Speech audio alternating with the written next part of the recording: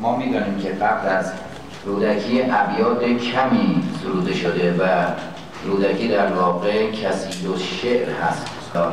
ولی متاسفانه ابیات کمی باقی مونده. شعری که گفته دقیقاً همون اشعاری است که رودکی بیان کرده و این تأثیری است که رودکی بر شاعران بزرگی مانند مولوی و حافظ و فرخ به ظاهر از هم جدا نبود،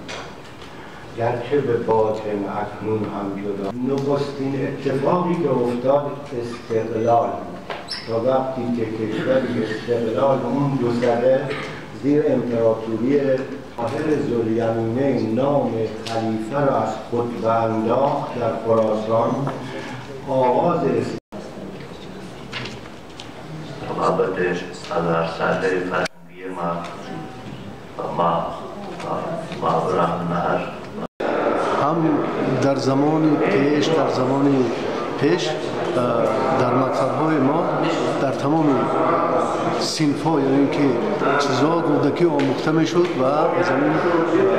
هم از زندگی نامش هم آثارش همون آثارش که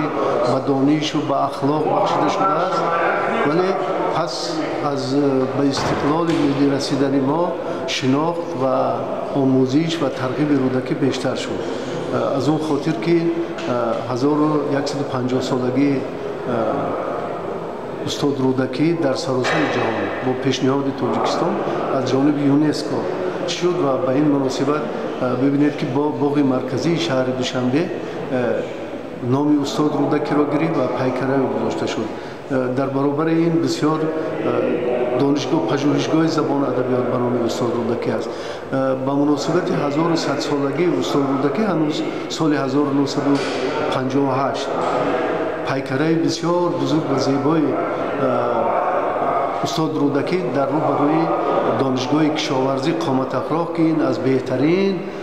پیکره ها در جمهوری تاجیکستان است و آثار زیادی درباره آثار استاد رودکی تحقیقات های زیاد به نشر رسیدن، هم از سید نفیسی، هم از استاد صدرالدین عینی، هم از عبدالغنی میرزایف، از علاخان افسرزاد، امیر قولوف و از بسیار دانشمندان دیگر ما. یعنی که استاد رودکی این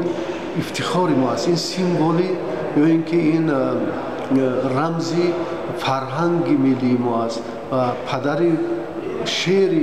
فارسی تاجیکی ما است و قرض فرزندان ملت تاجیک است و اونایی که فارسیگو هستند قرض اونا است که هرچی بیشتر رودکی را ارج بگذارند، شعرش را دانند و